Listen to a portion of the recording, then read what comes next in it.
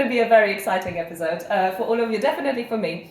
I have an ultimate pleasure to welcome Yeliz, the owner, the superstar of Melbourne Road. I think that's the fair thing to say. I'll take that. Do apologise if this episode goes for hours. This is kind of this is going to be a natural course of action for us. But thank you, Yeliz, for joining us. Thank you for having me, babes, and for all your lovely comments. I like being the superstar. You know how to make them feel special. So Yeliz, on a serious note, for those of our viewers that haven't heard of HB therapy, haven't heard of yourself, which we find hard to believe, but let's assume those people exist. Can you tell us a little bit about, firstly, HB therapy? What is HB therapy? What do you guys do? How can we, get involved? Absolutely. So HB therapy is a hidden gem on Melbourne Grove, I would say. We are a beauty salon now, celebrating our 21st birthday. We provide all sorts of different treatments like facials, waxing, nails, manicures, pedicures, lashes, brows, tanning, can go on and on and on and on. You name it. We're also known as, yeah, absolutely. I think we're also known as the Purple Shop of East Dulwich. Yeah. Absolutely. And yeah, we're a small team of 6, very friendly staff. And yeah, we provide loads of different treatments for anyone who would like to be pampered and relaxed. Pampered and relaxed, and I might give a little bit of information here, but all of our team across the gym and Long Black is queuing for the treatments and HB therapy, so that isn't a joke. We actually do that, and we love them, and we love having you next to us. And we love having you back as well. So Yeliz, what is really exciting for me, and I desperately don't want to make it about gender and a kind of girl power thing, but we're going to make it a little bit about that. Obviously, I've had a few interviews already that have been held with local businesses. We had Luke from Poached, and it's very special to have someone like yourself, which I think is very important to mention. Not to mention that you're a woman, that's quite obvious, but to mention how successful and how driven you are as a business owner. So tell me a little bit, as much as I don't want to turn it into a gender conversation, I do want to kind of touch on that aspect and open up a conversation as to how do you find yourself as a female business owner in this neighborhood? Is it something that played to your advantage, or is it something that you struggled with, or is it something that's completely irrelevant? A bit of everything. Nice. Yes, I do feel like there is a bit of advantage of being a woman in business. However, I don't think that takes you very far. And what do you mean by that? So yes, being a successful woman in business, I do feel like so many people support you. You get a lot of women's support because it's a women's industry. Fair. Although it's not a women's industry, it is a mixed gender. You can use your women's power to, be more successful. However, I don't think that's just relevant either, if that makes sense. Yeah. Have you ever used it? No, because I feel like I've used more of my personality, I could say, Does that make sense? Absolutely. Lovely. So I'm going deep straight away. Does that mean that as a child, because this is something that's very interesting, and Tarek and I had that conversation in the past as well, when you were little and when your parents were bringing you up, have they raised you based on gender rules at all? So whether they did, okay, so that's very interesting. So I come from a background that my parents are very strict and very cultural, and they believe in their faults and beliefs. Okay. Growing up as a teenager, I was in London in the middle of a mixed crowd. My friends was not really in certain positions that I was, and I felt like, well, like my dad was very much strict, As a woman, you wouldn't do that. As a girl, you can't do that. It was just me and my sister growing up, but we also had 3 of my boy cousins that we were growing up, and there was differences of how we were treated. You know, I couldn't put on something and then without my dad saying, "Oh, where you going?" Wearing that. Nowhere in that outfit. You know, not wearing that outfit. But then when my boy cousins were doing certain things, there was no question into where you're going. Yeah. I should be home at a certain time because I'm a woman, and my boy cousins didn't have no rules and anything like that. And you know, we all grew in the same household, and even our grandma would treat us totally different. Interesting. Growing up, I did have a lot of difficulties because as a girl at the time, we was not allowed to have that much voice, or, you know, more about, you know, answering back to your parents, they call it at the time. But I looked at it as, we're living in this modern country, you brought us here. I don't think those rules apply here. And I think that's what made me want to have a voice and be more who I am. So it's a good question that you've asked, because I've literally just kind of accepted that myself. When we was younger, I was very much like, no, I don't agree with that. You know, I don't agree that females should have one way and then males should have another way. So yes, my mum and my dad had a very different opinion to different upbringing, of course, as well. Absolutely. Completely different world, and I think that's always worth saying, where people are trying to uncover those upbringings based on gender roles.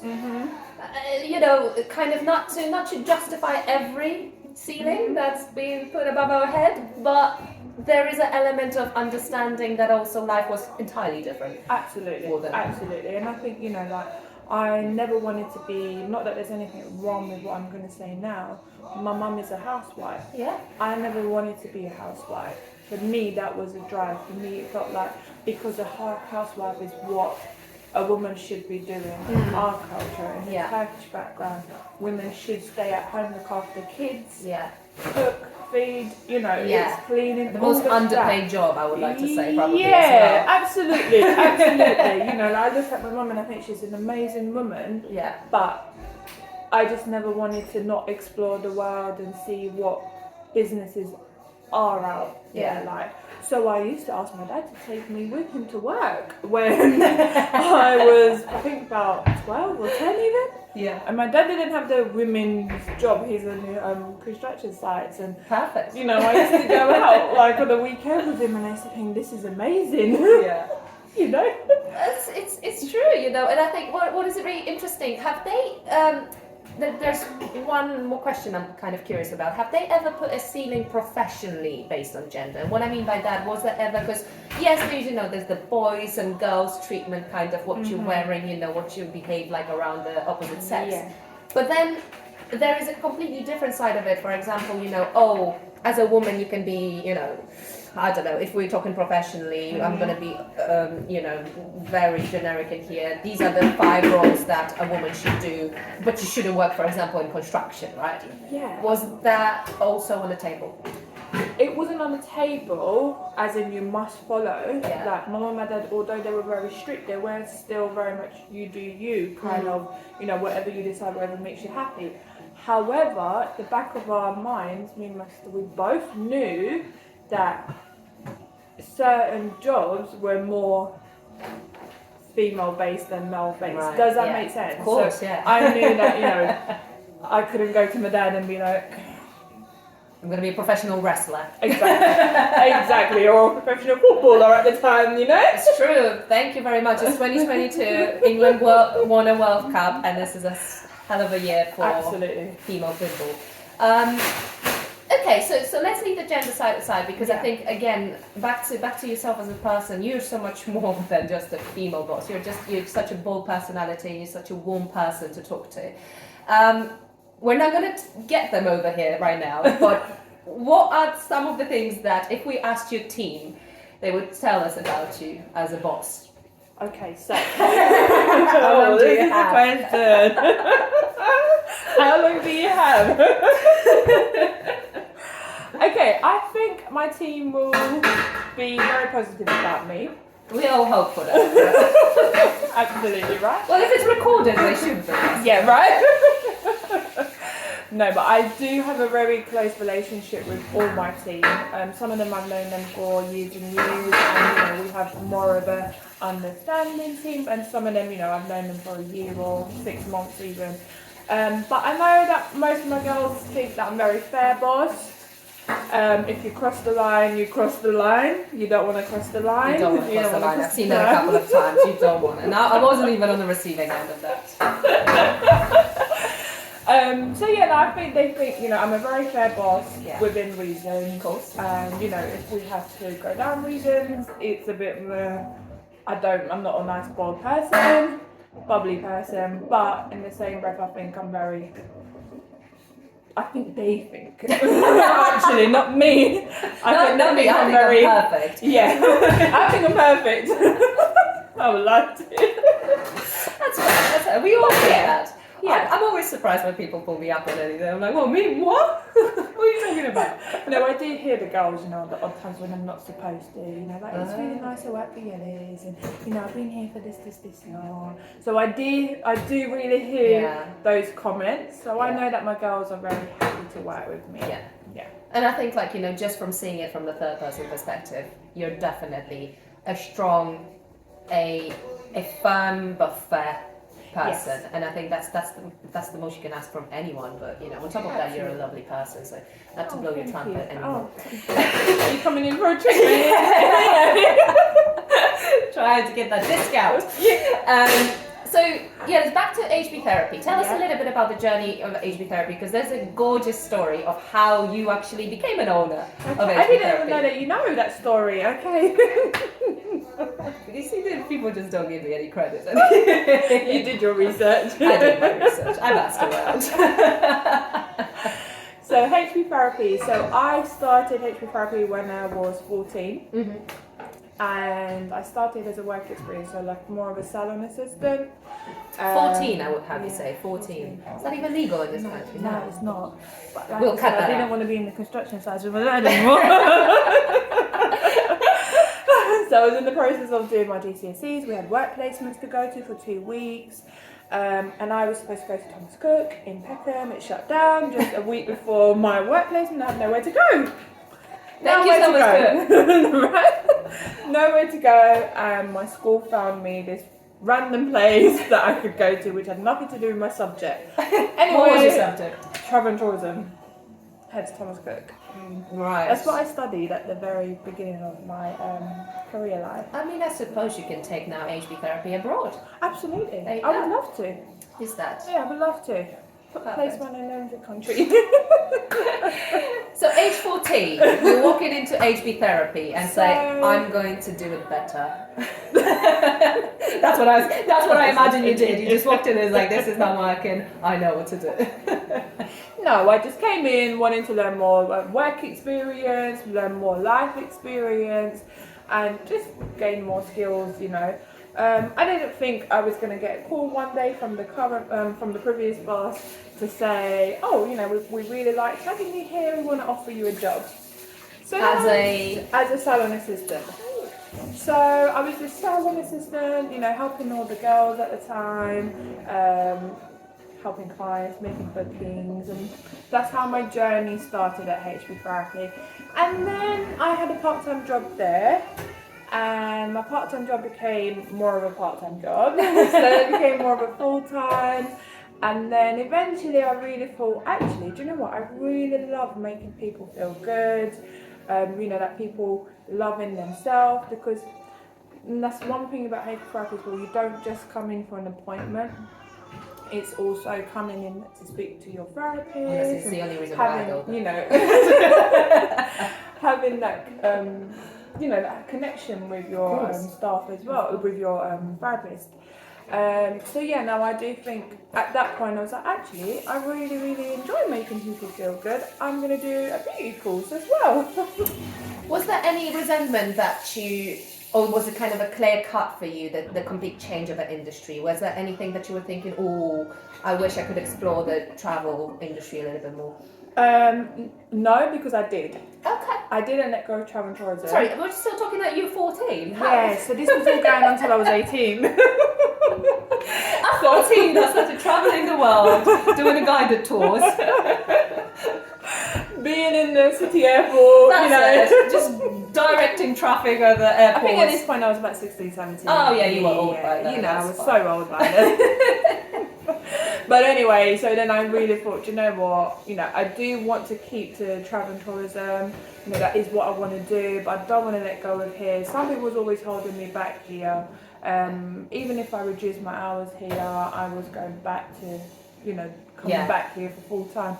Anyway, at 10-year point, I was like, you know what, I'm ready to move on. I want to go do my own thing. I handed in my resignation to my boss at the time, and she rejected it and said to me, I don't want to take it, but I can't tell you right now what it is. At that point, I was like, oh, she's really... too much. Trying to keep me there. Yeah. They don't want to let me go. But hey, I'll wait until, another month or so. Why didn't she want you to let you go? Sorry. She didn't want me to let go because she was going to offer me to take the business. How old are you at that stage? At that point, I was 22. So you're at HB therapy for 8 years? 10 years. I was there for 10 years, but the whole process started took, okay. Yeah, and it took us a very long time to go through the whole paperwork and etc. Anyway, let's take it back. And then eventually we had a meeting and we spoke, and I said, well, I really want to move on and do my own thing. I'm going to have my own salon in Wimbledon. I'm going to come out of the area, try something new. And she said, no, I didn't want to give up and blah, blah, blah, blah, blah. And I thought, you know what? Yes, I do want to, because I know this like inside out, at the back of my hand, and I thought, right, I'm going to go for this. I'm going to take a risk. And I love taking risks. Yeah. Like, I think for me it's just go for it. Where do you think that comes from? That element of your personality? I think my dad, I'm not going to lie, he's very much, again, I only come to the terms of that recently. Yeah. I felt like that's more my dad. He's just, going out, doing trying it, yeah. And I think if you don't try, you won't know. So that's the mentality I've got now. And how much of a fear of failure do you have, if any? In the recent times, a bit more than before. That's just a sign of aging. Now that you're 25. Going on 26. Always 25. I even thought 21. It's fair. So in that moment, obviously, you're very young. You're still in your early 20s. Fearless? Fearless. Absolutely. And I think after taking on the business, being very overwhelming about actually this is on me now, I think probably about 2 or 3 years later, I'm still very enjoying this role and everything, but I thought, oh, okay, responsibilities, fears are coming in more, and you start to think, you don't know what to expect. Of course. And then each day is different, and you're still running the business, you're part of the team still, but then all the other responsibilities you never knew. Yeah. I think that's when the fear started to come, but not like scare me away. No. But there was some fears probably when I was more closer to my families. Would you say that the element that you were there for such a long time before you took over, because it was so familiar and you could say you knew it inside out? Yeah. Was that a little bit of a comfort blanket? Did that make it easier? Absolutely. Right. Absolutely, because I went in there with I know what I'm doing. Yeah, I know everyone. I know everyone every in the part area. of it. I know all my clients. I know the team. I know everything. What did you change? A lot. And I didn't realise. Everything. I didn't realise how much I changed. Until the bill came. Yeah, exactly. Did I order this leather sofas? A lot. I didn't, think I changed, like I said. But yeah, every couple of months there was a new thing coming in. But I think also the business was at the point where it needed a new energy. Right. And it needed some new changes here and there. You know, we brought in new treatments, brought in like, you know, new machines, new team members. Yeah. And we were a team of 15 at one point. And now we're a team of 6, you know, since COVID. You are doing an incredible job. All 6 of you, though. Thank you. Really Thank you. Right, so an interesting question now. Best day at HB Therapy so far? In all this 25 years you've been working there?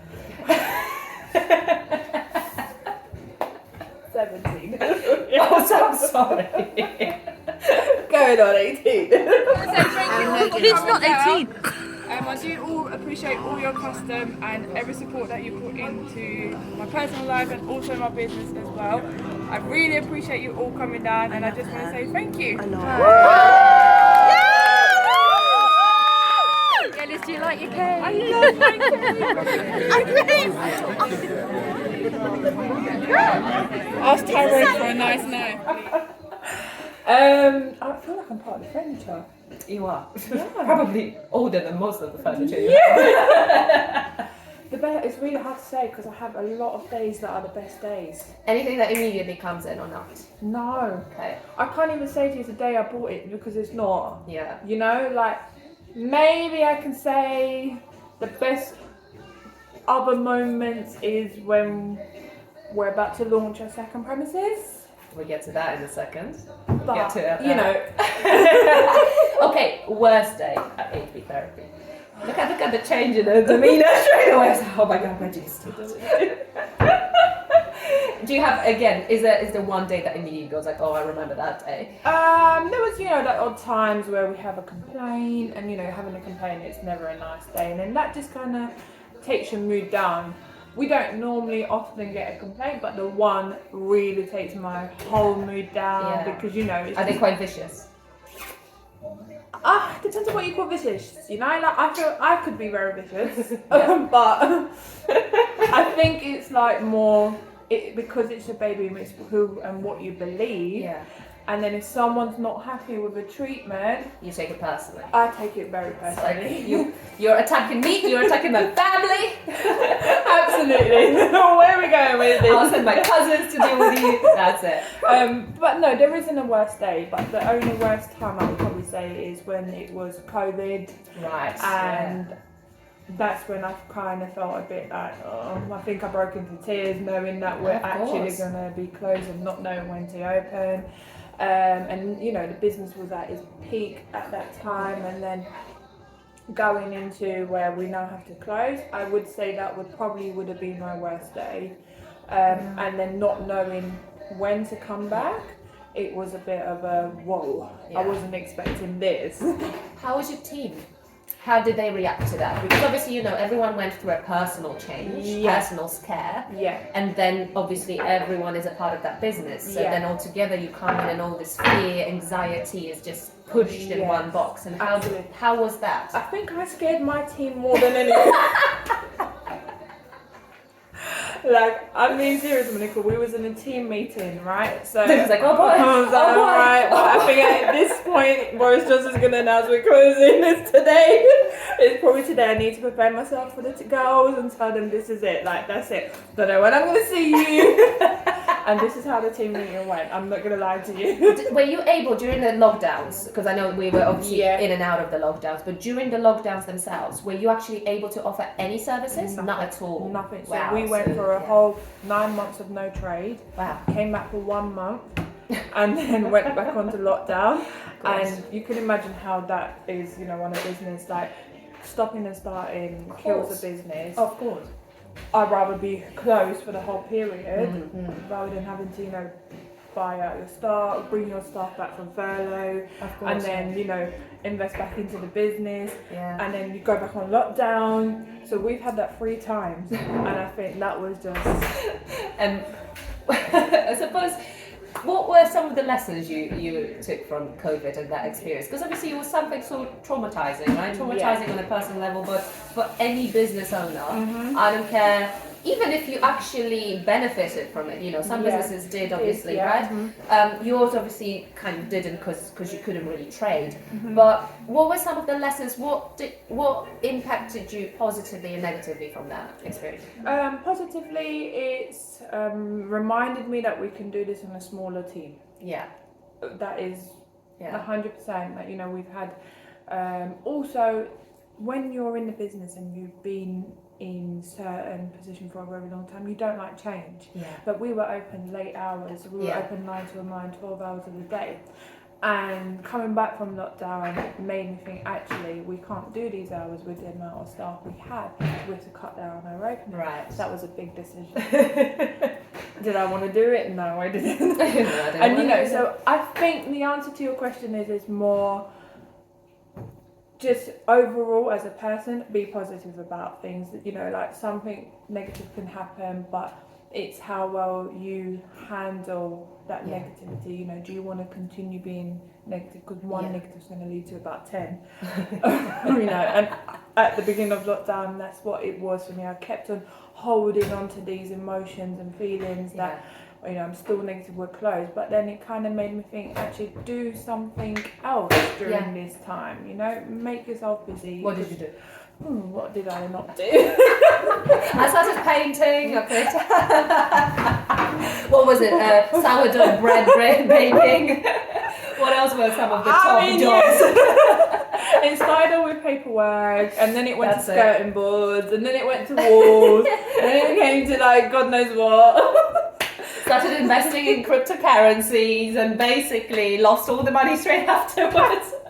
It's been a great year. Yeah, no, I mean, listen, it's there's been I think COVID's taught me a lot of positives and negatives, definitely. First, what's changed in Yeliz's approach to management, or Yeliz as a manager, from 17 years ago when you just started, or maybe whenever you took over, till now, with all the ups and downs, COVIDs, not COVIDs, and everything? How did you change from the first year as a manager to where you are right now? I think I personally myself grew, and like for me it was more. I think I grew. Yeah, I grew with the business. That's all I can say.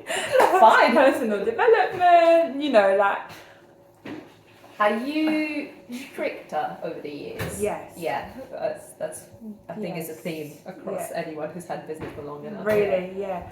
I think because it's your business, and like everyone is depending on you. Yeah.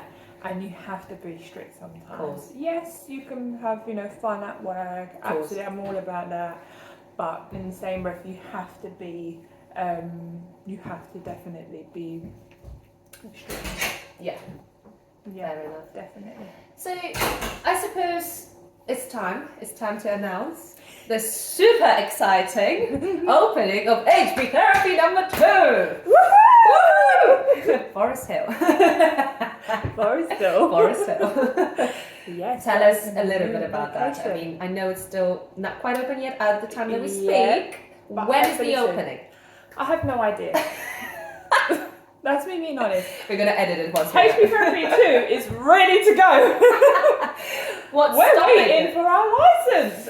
Nation Council is stopping us at the moment because I don't know why, but it's just so hard to actually get through to someone and speak to someone. But yes, we'll be coming very soon. I could say definitely before Christmas this year. Fantastic. Definitely. That's Christmas 2022, so if you're watching it after that time, it's definitely open. It's definitely running. Book your slot. What's different in Forest Hill? I'm going to let you see that when you come in, but little things. It's a bit more modernised than HP Therapy East Dulwich. A little bit more different treatment. And a different community. Different community. So how much do you already know about the community in the new area now? I would say probably about 30%. Okay. Still a lot to learn. There's still a lot to learn, and I feel like I said, I know East Dulwich really well. Of course, yeah. I know everyone in the area. that Forest Hill is very new, and I'm like, oh, where to Hello, go? I'm Yeliz. Yeah, and they're like, who's that? That's what the most hardest thing is, Monica. I'm not gonna lie. Everyone's like, and you are. What do you mean? You heard of me? Yeliz of East Dulwich. Well, so things that you fear at this present moment of time. Is there anything you fear for the new location? Yeah, I mean, because I don't know the location. Right. That is my The fear of unknown. Yeah, the fear of unknown. I don't know what to expect. You know, like I've met my neighbours; they're all lovely and etc. Or you know, or what they could be showing me. We're going to cut out to the point that they're all lovely. That's it. You know who you are. Yes. They're all lovely, you know. Yeah, I think the fear of not knowing the area, not knowing if, because you know, HP Therapy 2 is coming, but would it last? We don't know. There could be another lockdown in... I feel like we need to schedule a follow-up to this interview in a year's time. We should, yes. It's either going to be the most depressing episode we had or the most successful, and by then we're talking about HP Therapy 3, 4, 5. Hopefully. You know, sky's the limit. One last question, Yes. because I think everyone from East Dulwich wants to ask that question. Is it going to be a purple outside? Absolutely. Yeah! It's already purple outside! It's purple outside, so it's the purple. new And you know purple what? kid on the block. Purple kid on the block, and you know, I'm there like, hey, it's me! I'm the purple shop! It's gonna be purple, but the inside is not gonna be as purple. Oh. I'm including more pinks and greys. So yeah. Well, do you know what? I think we're gonna stop it right here. Let everyone listening to that check out HP Therapy in Forest Hill. In the meantime, HP Therapy in East Dulwich is waiting for you. And I'll be in Forest Hill a lot more. So if you want to meet Sorry. this one, if you haven't had enough of this one just yet, I'm afraid you're going to have to venture out to Forest Hill. Yeliz, thank you so much for joining me today. It's an absolute pleasure, and I feel like we definitely need to schedule a follow-up to this conversation. Absolutely. Thank you for having me. Pleasure. It was really lovely to speak to you. And thanks for my coffee. Welcome.